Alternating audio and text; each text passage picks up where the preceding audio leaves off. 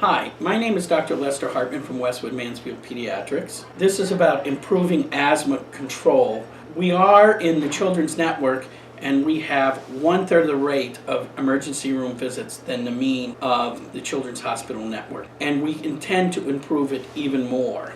One way we can improve it is if environmental controls are put into place early in a home where somebody is suspected to have asthma or has been diagnosed definitively by a doctor to have asthma. And I'm going to talk about dust and dust mites, pets, molds, construction, some cleaning products, and wood-burning stoves. Let me begin. Dust and Dust mites. Take a look. Dust and dust mites love to live in places that are carpeted. They feed off human skin that we shed a lot of on a daily basis, believe it or not. It is great if you have wood flooring over wall-to-wall carpets whenever possible, especially in bedrooms. Now, some people don't know if they want to spend the money. It's certainly cheaper if underneath the carpet there's flooring already. That makes it simple. It's more expensive when you don't have flooring but just concrete underneath. But it's important to try to do that. And if you have a playroom downstairs, please make sure that if you choose to put carpet instead of flooring, that you put a foam pad underneath it. Because getting rid of dust and dust mites requires things such as a dehumidifier, which will make the environment dry. That will cause the dust mites not to live quite as long.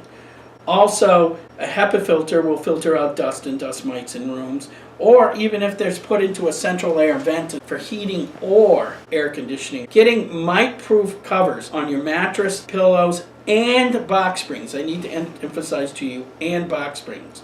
Usually the more expensive they are, the more breathable they are, so it's a little bit more comfortable. And wash all bed linens weekly using hot water around 130 degrees. And have your heating and air conditioning units inspected and serviced every 6 months.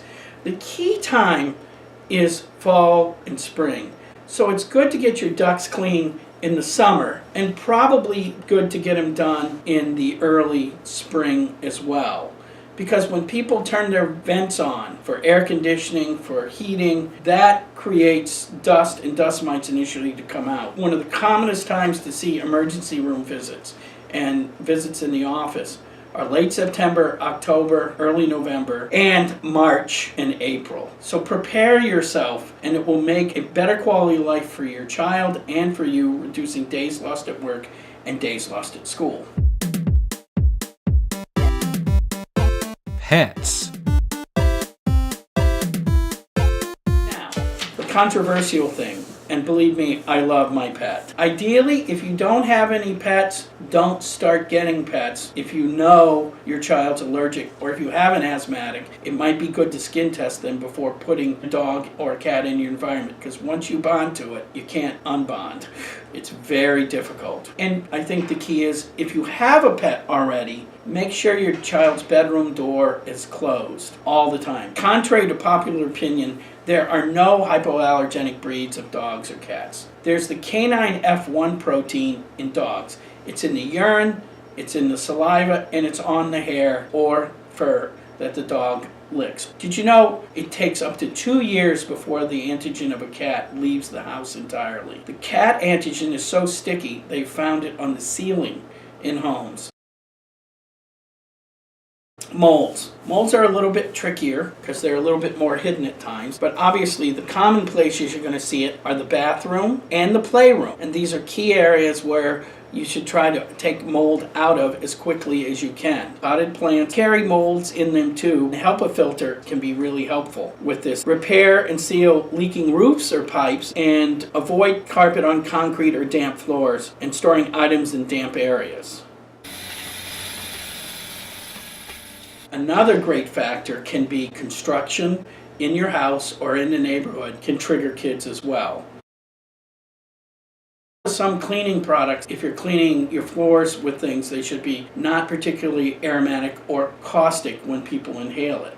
Simple soap and water can do the job. The last thing I'd like to talk about is the wood-burning stove. And the wood-burning stoves, it's not so much an allergy, it's just really an irritant. But wood-burning stoves at low levels of leakage can contribute significantly to asthma. To help reduce smoke, make sure to burn dry wood that has been split, stacked, covered, and stored for at least 6 months. Have your stove and chimney inspected every year by a certified professional to make sure there are no gaps, cracks, unwanted drafts, or to remove dangerous creosote buildup. If possible, replace your old wood stoves with new, cleaner heating appliances. Newer wood stoves are at least 15% more efficient and deliver 70% less pollutants than older models. This can help make your house healthier, safer, and cost less. Also keep in mind that sometimes there are animals at school, and the type of ventilation they do can contribute to it, that if you have any effect on, mention to the school. I hope this will improve the quality of your child's life and hence the whole family. This is Dr. Lester Hartman from Westwood Mansfield Pediatrics. Have a nice day.